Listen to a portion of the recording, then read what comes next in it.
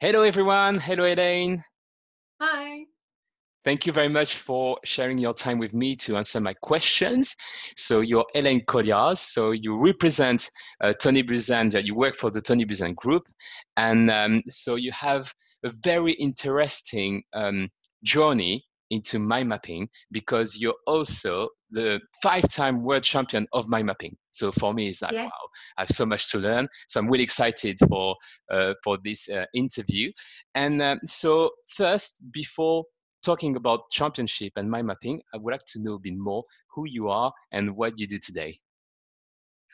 Right. Well, I was Tony's Grandmaster Trainer of mind mapping, which means I was one of only 4 people around the world who were certified to create people who could train Tony Buzan techniques to make Tony Buzan licensed instructors.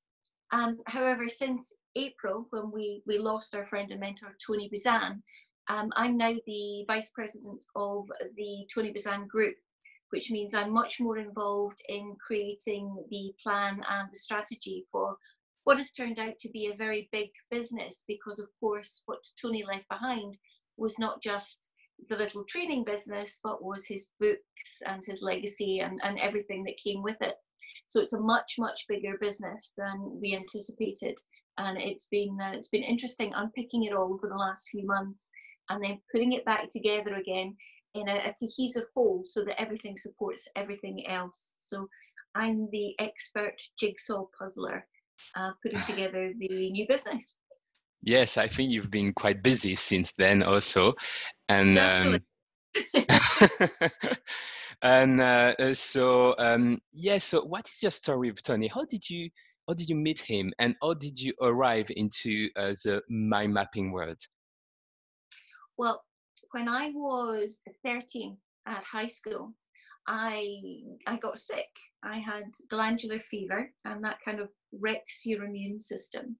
So for the next year, every illness that was going around the school, I kind of had weeks off because I would catch it. I had chickenpox and I had flu and I had all sorts of things. And the school wanted to keep me back a year. But at that point, I really wasn't a successful student. So I didn't see the sense of being kept back a year because I wasn't supposed to sit any exams anyway. But there was one art teacher, a Mr. Mara, and he knew me, he talked to me, he realized that I wasn't perhaps as stupid as my written work would have the rest of the teachers believe. And he came across a book that was written in 1972 by Tony Buzan called Use Your Head, which was the first time that Tony's concept of mind mapping had been put into publication. I think it was published by the BBC. I think I have You've a got an old copy copy? somewhere. Use your head. When I have mind so mapping many was books, of Tony. I have the speed reading one. I think I have Use Your Head somewhere. But yes, it's quite an old book, but even if it's old book old, with black it's always cover, and useful. yeah, but mind maps at that point were black and white, and they didn't have images on them. They were quite a different concept. It was quite an old book at the time, but it was an interesting concept. So my art teacher introduced me to mind mapping, and I took it and I ran with it. Within about 6 weeks, I'd gone from being bottom of the year to nudging the top of the year, which was such a rapid rise. Now, you know me a little bit. You know that I'm very definitely that type A personality. When I go and do something, I dive in 100%, take no prisoners. But I went from 6 weeks, I went from being bottom of the year to top of the year. It was such a rapid rise that the head teacher called me into his office to suggest that perhaps I was cheating. Yeah. I wasn't cheating. I kind of discovered how to use my brain. And then, of course, I went off to be one of the highest qualified students that my school had ever graduated. So over the last 3 years of my school, I really went from zero to superhero in the exam stakes. So just because I learned how to learn, it was as simple as that. And mind maps were very basic at that point, but I took them, I ran with it, I qualified through all my examinations, got a scholarship to get up and go to drama college in London, which from a little town in Scotland to go off to London to study was fantastic. And I took off for the bright lights of London to study stage management and technical theatre, working backstage in a theatre. And I graduated there after 2 years and became the youngest production stage manager in the West End, which is the technical stuff. And it was while I was working as a production stage manager for, believe it or not, a hypnotist who happened to be a friend of Tony Buzan's, that I met Tony Buzan at a party. Everybody met Tony Buzan at a party, of course. True. Wonderful party animal, you know. He always loved to dress up, always loved to be meeting new and interesting people. And he asked to be introduced to me, and we had a short conversation. He went off to work through the rest of the room, but he came back and says, I'm training this weekend with Vanda North. You're coming on the training. And you didn't say no to Tony. So that weekend I find myself in a hotel in West London and meeting the most fabulous trainer ever, a lady called Vanda North, who Phil and I were on the same training event. But Vanda North and Phil and I, just lifelong friends from the first moment we met. And she introduced me to mind mapping, and they were now introducing colour and images and imagery and humour, and it went off into a completely different place. And it became very apparent over that weekend training that this was something I could still do and something I could still excel at. And of course, Vanda was very excited because she thought that because I was 20 and I was young and I was vibrant and fresh and full of energy, that she'd like to encourage me to come and do more with Tony. And I did. I came and became a Buzan licensed instructor, as it was at the time, did my training with him in Marlow, and trained for years whilst doing other things, because one of the great things about working as a production stage manager is that you work in the evenings. My days were filled with training and my evenings were filled with theatre, and it was the wonderful life for a single female in London at the time. And then I got more involved. I got promoted at work. I did less training. I left that job. I did more training. So it kind of ebbs and flows over the last 30 years. I returned to London when I had my first son, my son who's now at university. Of course, he mind maps and he uses all of the memory techniques and speed reads, of course. But when I had him, I moved back to Scotland and began to do a lot more training with teachers and with students. So I would have regular training sessions in local offices and homes and halls, and kept in contact with Tony. And it was when he needed me to come back to work on the World Memory Championship, because of course my expertise as a stage manager meant that I had the perfect skill set to put on these wonderful big events, these huge massive training events, these great big competitions. And so I was kind of pulled back in order to do that. And that's really where I belong. You know, I belong working with Ray Keane and Tony Buzan and Vanda North and Phil Chambers and Dominic O'Brien. They've been my friends for 30 years. You know, we trust one another implicitly, but we're fundamentally just really good friends. And it's been just so much fun to work with them down the years. And funnily enough, that core group has stayed constant. You know, people have come into Tony's business and people have left Tony's business, and people have come in and written books and they've moved away from him again. But that little core group is the one group that stayed absolutely rock solid at the centre of the spinning universe that was Tony Buzan, because undoubtedly he was a force of nature. He was the most amazing, charismatic, energetic, infuriating man on the entire planet. You know, in a way that only if you love somebody incredibly deeply can you say without people getting offended. He very absolutely knew his mind, knew exactly what he was on this earth to achieve, and we could all just get in behind him and help him because he knew exactly where he was going, right up and until a few minutes before he had his accident. He was working. In fact, he was on a Zoom call with the editor of Synapsia magazine that he was still editor-in-chief of. and he was they were discussing what articles were going to be included and what pictures were going to be incorporated, and get Elaine to do this mind map and make sure that this happens. So right up until the end, he was pursuing his passion, which was of course global mental literacy, making sure that the three skills, mind mapping, memory and speed reading, are disseminated to as many people as possible. Yes, a true inspiration. Thank you very much for this message. It's really beautiful. And yeah, I didn't have the chance to know him too long, but the short amount of time I spent with him was so inspiring. And yes, you can't be neutral when you meet Tony. That was no.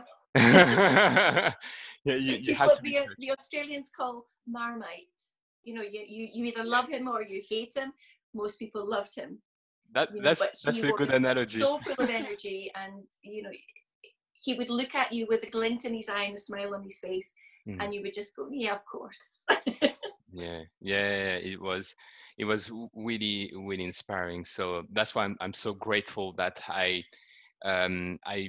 belong to this world now, and I had the opportunity to meet Tony and Phil and you and also Rakin in the UK. And yes, so yeah, it's a wonderful universe, because you can feel that people have a mission to help people use their brain better. And when you go to, that's why with Nicolas and Michel, we like to organize this event in France, the championship, because this is a reunion of all those people working together to help other people learning how to learn. And I think it's great. And so yeah, so you that's a beautiful journey into mind mapping. And but you didn't talk yet about, so you said backstage of the championship for memory, but on the stage as a champion. So how did you get there on that stage with the 5-time titles of world champion of mind mapping? Well, of course, the mind mapping championship started about the same time as or 2 years later, I think, after we'd started the World Memory Championship. And it was incorporated within an organization called the Mind Sports Olympiad. So every year that was and it's a massive big event where people would come together, play board games, card games, memory games, speed reading, memory, mind mapping, and all sorts of things, lots of competitions. And he decided he would run a mind mapping competition, and I was there with my stage management hat on to just to make sure everything went smoothly. And about 3 minutes before the competition started, Tony took me by the arm and he walked me into the room, and he sat me down at a table and handed me his pens, which of course, if you knew Tony, not everybody got to use his pens because they were his pens. Yes. And informed me that I was now competing in the World Mind Mapping Championship. And I lasted about 30 minutes. And I came out of the room. I didn't want to sit in there because it was people sitting in rows, being very, very serious. And I thought, it's like school. I'm not interested. That's not what mind mapping is for me. It's the opposite of school. It's you sit on the floor and mind map, you lean up against the wall and mind map, you play music, you've got lovely lights. It's not about sitting in rows in school being serious. And that's when he decided he would change the format of the mind mapping competition. That would be much more informal, much more collegiate. So he managed to persuade me to go back in. He managed to persuade me to go back in by pouring me a glass of champagne and bribing me to go back in, which set up a whole thing where every year now, Philip tries to get a photograph of me in the mind mapping competition with a glass of champagne. People must think I'm an alcoholic. I do. I like a nice champagne, but it seems to me that there is far too many pictures down the years of me drinking in mind mapping competitions. So I came, and massive surprise that I won, because this was the first competition. I had no idea whether it would work or not. It was marked by a panel of judges, so it wasn't that Tony looked at my mind maps and went, "You won." It was a whole panel of people that went and they marked it, and I was shocked. Never won anything in my life. Those of you that know me know that until very recently, I only had eyesight in one eye. I had a cataract, so I couldn't see, which meant I was really, really bad at sports at school. I had no depth perception. So I never won a medal for anything in my life because I couldn't do the sports, and then that was what my school was famous for. And suddenly I'm phoning my mom going, I won a gold medal. It's like fantastic. When it was a massive thing for me at the time, it was the beginning of me believing that other people could see what Tony saw. And I knew that Tony was smart, but he was my friend. So when he told me I was a genius, I thought, yeah, of course you do, you're my friend. But this was the beginning of me being able to understand that I could do something that was really quite interesting. And for the next 4 years, even though the quality of the mind maps went up and up and up and up, I won. And it was always my intention to go and be the 5 times world champion and then retire, because Steve Redgrave, you know, the rower, he got 5 Olympic golds and he retired. Oh, wow. And I thought, I'm going to match Steve Redgrave. That was my target. But on the 5th year, I went into early labour with my son that's now 19. And on the day of the competition, I was actually in the hospital delivering my son 6 weeks early. So I didn't win 5 consecutive years because I was in labour in the 5th year. But I came back the following year and won gold. Phil Chambers won his gold on the year that I was in labour, but he always says that doesn't count because I had a much tougher day than he did.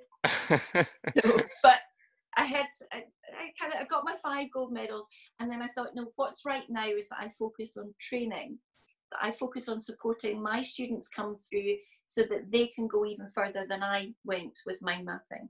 And that's kind of where the last 20 odd years have been, is in me making my students even better than I was as the 5 times world mind mapping champion. And it's not to say that I haven't sometimes been in a competition and had that little, I quite fancy competing again, but I don't think I would. I think that would be cruel to go back now and sit and do it all again and see where I am. But I had so much fun doing it, champagne notwithstanding. So much fun competing in those 5 years, because of course, what a gift. You get to sit for an entire day and create 3 beautiful mind maps, and it's so relaxed and you can chat and it's very collegiate, and it's a wonderful, wonderful way to spend a day. And you get to think really deeply, but you get the time and the space and the tranquility to really just focus on the mind maps. And in my working day, because of course I'm known for being the most productive person that anybody knows, everything is on quick mind maps. And I love when I got the opportunity of being able to sit down and create the really beautiful mind maps, the ones that go into publications, like Tony's last books, or to Prime Minister Modi. Prime Minister Modi of India has a book called Exam Warriors. And in the first edition, the center pages were, you must mind map, because he was passionate about mind mapping. But the mind map could have been improved. And Tony offered my skills as, Elaine will redraw a mind map for you for the next publication of the book. So it's just gone off to press as well. Wow. So every child in India will be getting a book written by their Prime Minister that's got a mind map of mine in the center pages, which is fantastic. I think I'm more excited about that than the 5 gold medals. Yeah, I can see that. That is quite an honor to be in my first minister is like, he asked you to do what? I mean, my first minister was so impressed that Prime Minister Modi had asked us. So yeah, a real honor from a little girl from a little town in Scotland. So can't wait to see it in print. Wow, congratulations. That's a very big that's a very big reward for all those years of work and talent. Because not only work, is also like, as a passion, you cultivate your talent. And that's amazing. Thank you for sharing all the stories and the background, the backstage of the story that we wouldn't know otherwise. No. And so yeah, so on the 4th of October, so there will be the French mind mapping and speed reading championship. And I would love you to share some words of encouragement or advices for the French competitors who will be competing on that day. So what would you share to them? Well, first of all, this is going to be a fun day. Mm-hmm. If you're coming into this all stressed and wound up, you're not going to have nearly as much fun as you will as if you have, a nice breakfast, a good glass of water, and a nice walk around the block. So make sure you come in nice and relaxed and ready to play, because of course Tony was passionate that his mind maps are they're a wonderful creative thinking tool, but people should play with them. People should be playful with them. They should be childlike when they're creating them. So please don't come in all serious and worried because it's a competition. This is a real fun thing to do. Don't feel that you have to sit in a row at a desk and be completely silent. This is not the memory competition. 500 people concentrating for 3 days. The mind mapping competition's really not that. You can talk, you can leave the room, you can eat, you can drink, you can do whatever you need to do. It should be fun and it should be relaxed. Your mind maps will be marked by a panel. We've got some wonderful trained arbiters who are using, believe it or not, the Paris marking scheme, because we came up with a way of marking mind maps in competition, and we trialed it a year ago, I think, when we came to Paris the last time, and it was really, really successful. So, you don't have to impress one person. There's a whole panel of people who'll be marking your mind maps. And of course, with the speed reading, I've got no idea what the book's going to be, because we ask not to know what the book is going to be until we arrive. It's always kept really under wraps so that nobody can kind of run away and read it in advance and know what's happening. So it's always quite an exciting event. But most of all, afterwards, come and meet the trainers. I want you to come up and talk to Michelle, talk to Jerome, always talk to Nicholas. He's lovely. But same with Phil and with me. I've got a little crush on the man. I admit it. I think he's just utterly charming. But come and talk to us as well, because we'd love to hear what your stories are. We'd love to hear what you're planning to do with mind mapping, and how because you've been in the competition, you're automatically part of Team Buzan. So how can we help you get to the goals that you want with as much grace and elegance, I think, as Tony Buzan himself had. Okay, great. Thank you very much. That was amazing. I'm so happy that I could share this time with you. So thank you very much, Elaine. I can't wait to see you on the 4th. Oh, I'm looking forward to it. So see you on the 4th. Yeah, thank you. Bye-bye.